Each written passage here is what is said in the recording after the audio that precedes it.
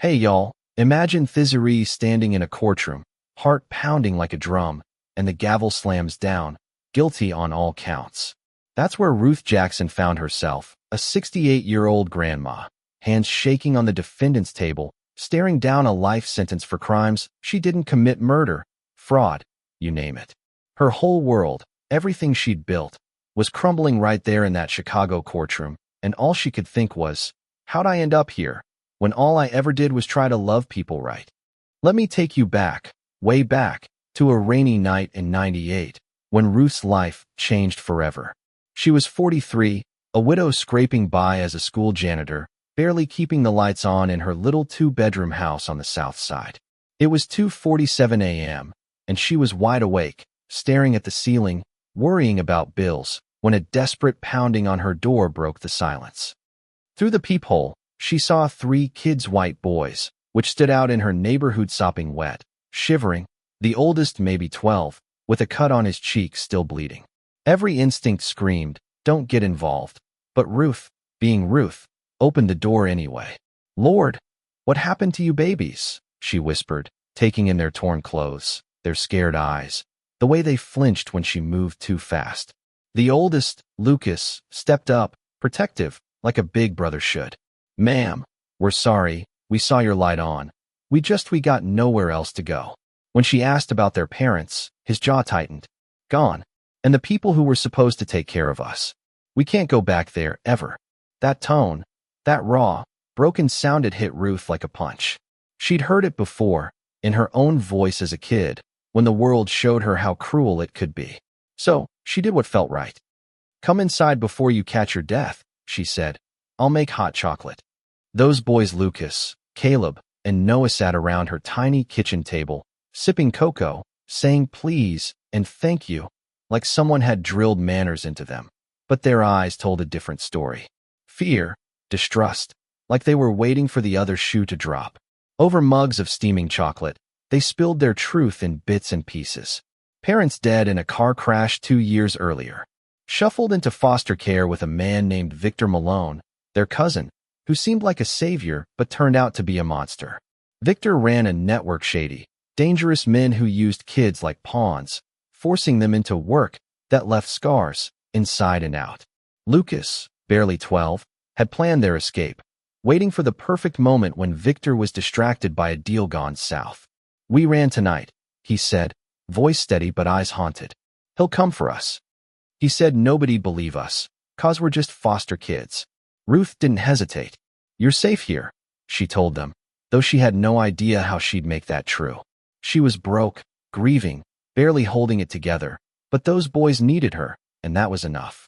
3 days later, Victor showed up at her door, tall and slick in a suit that screamed money, flanked by 2 goons who looked like they could snap her in half. His voice was smooth, almost kind, but his eyes were cold as ice. Mrs. Jackson, you have something that belongs to me. Ruth stood her ground, clutching her robe like armor.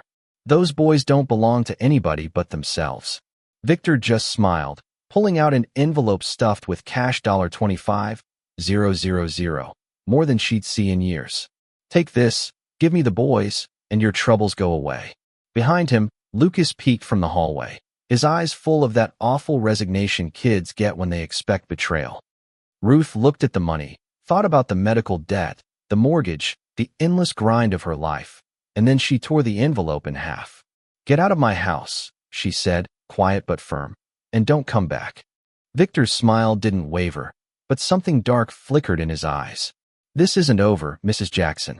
I always collect what's mine. That choice, that moment, defined everything that came after.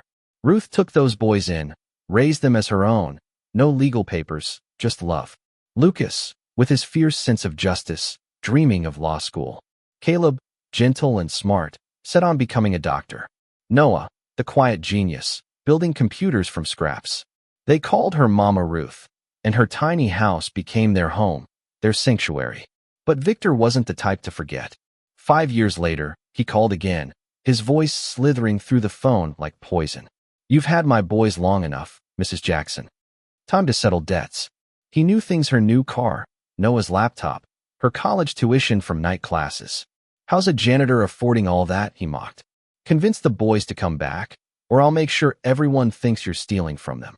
The threat wasn't just about the boys' Anna Maria, it was personal. Victor wanted to break her for daring to defy him. And then came the kicker. He had another kid, a 10-year-old named Ethan Lee, snatched off the streets, and he'd trade Ethan for Ruth's boys. Pier 42, midnight, he said. Bring all three, or the kid dies. Ruth knew it was a trap, but she also knew she couldn't let a child suffer. Her boys, though they weren't kids anymore.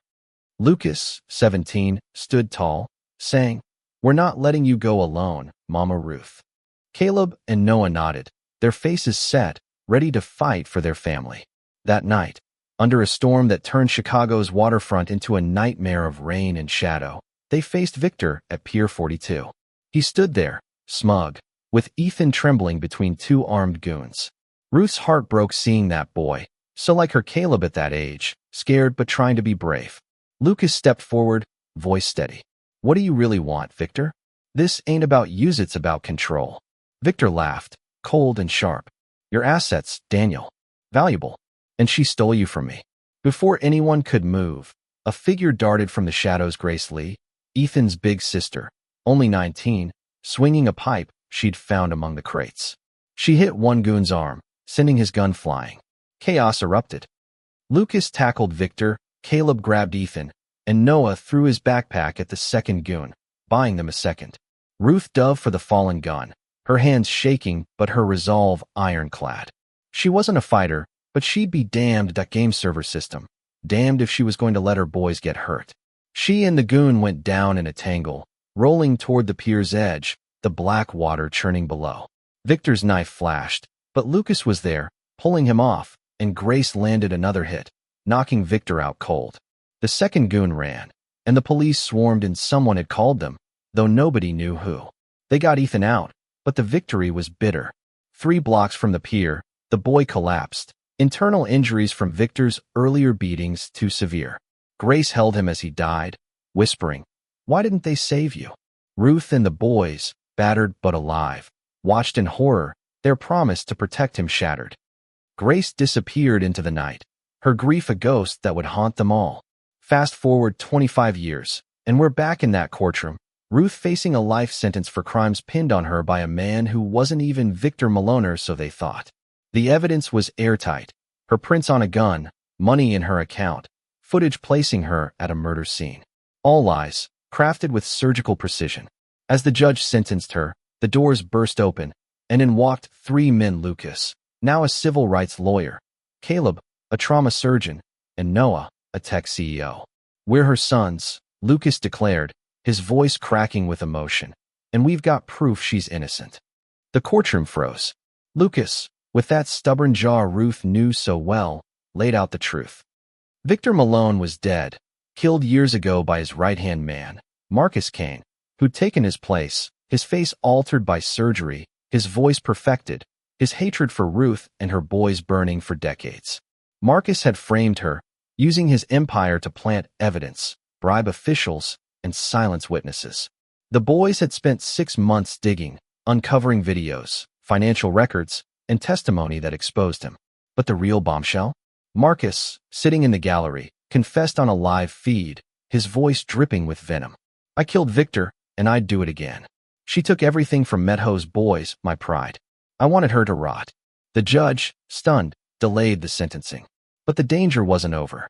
That night, at 4:37 a.m., Lucas got a call from a distorted voice, Marcus's failsafe, a woman named Grace Lee, now a hardened operative after 25 years of surviving Marcus's world. She had Ruth, locked in a records facility rigged with explosives, and gave them an ultimatum: kill Marcus by sunrise, or Ruth and half the city block would die. "You'll become murderers," she taunted, "or orphans. Choose." The brothers refused to play her game. They'd learned from Ruth that there's always a third option, a way to save everyone, even the undeserving. At the Cook County Records facility, they split up, moving like a team forged in fire. Lucas faced Grace outside, her gun trained on him, her eyes burning with 25 years of pain. "You failed my brother," she spat. "You let him die." Lucas didn't flinch. "We were kids, Grace. We tried. But I'm still trying for you, for Ethan, for Mama Ruth. You can choose better than this." He hesitated, then whispered, Jamal. I got a sister, 8 years old. Ruth smiled, that warm, world-changing smile. What would she think of you now, helping people hurt families? Jamal's resolve cracked, and when Grace appeared, detonator in hand, he turned, giving Ruth a chance to talk her down. Grace, raw and broken, held the key to the bomb's Ethan's birthday, 71520. Ruth's words cut deep. You're still his sister, Grace. The one who loved him. It's not too late to choose love. For a moment, Grace wavered, the weight of her brother's memory crashing against her hate. She punched in the code, and the bombs shut down, her knees hitting the floor as Ruth held her, whispering, You chose love, baby. You did it. Upstairs, the brothers faced Marcus's men, who were crumbling under Grace's betrayal. Caleb spotted their shaking hands drug withdrawal, no pay for weeks. She's cutting you loose, he said. Help us stop her, and you can go home to your families. The lead guard, a tired man named Ray, lowered his weapon. Cut him loose, he told his men, freeing Caleb. Together, they secured Marcus, who spat curses but couldn't fight back, his body broken by years of living a lie. By sunrise, the police had Marcus, the bombs were disarmed, and Ruth was free, her name cleared by Marcus's confession and the boy's evidence. Grace and the guards faced charges, but Ruth vouched for them. They saved lives tonight, detective, she said. That's gotta mean something. 6 months later, Ruth's little house was bigger, a home for an extended family: Lucas, Caleb, Noah, Grace, Jamal, and his sister, who loved Ruth's pancakes. Grace, now Grace Jackson Lee, ran a youth program, using her pain to guide kids away from darkness. Jamal counseled alongside her, his sister's hero. Even Marcus got visits in prison, not forgiveness, but a chance to know he wasn't alone, because that's what Ruth taught them. Nobody's a throwaway. One Sunday, around a crowded table, Lucas raised a glass. I used to want a normal family, but this is better. Ruth smiled, her eyes shining. This is love, baby. Messy, hard, worth everything. Grace, tears falling, toasted, to second chances. Jamal grinned. Third chances. Ruth laughed. As many as it takes. A year later, the governor called. Mrs. Jackson, you're getting the State Humanitarian Award. Ruth thanked him but said, I didn't do this alone. It's about broken people choosing to love each other whole again. As she hung up, the kitchen filled with laughter. Grace teaching Jamal's sister to flip pancakes, the boys arguing over dishes. This was her victory, not the award. A family built from pain, held together by love. But here's the thing: Grace's final moment with that detonator, the way she almost pressed it. Was she a villain, or just a sister who lost everything? Could you forgive someone who planned your destruction for 25 years, only to choose love at the last second? And what about Ruth, risking it all for kids who weren't hers, knowing it could cost her life? Was she a hero, or a fool for believing love could beat a monster like Marcus? Drop a comment. Tell me what you think. Where do you draw the line between justice and mercy? And what would you do for family? Subscribe if this hit you in the gut, and share it with someone who needs to hear that love can still win, even when the world's falling apart.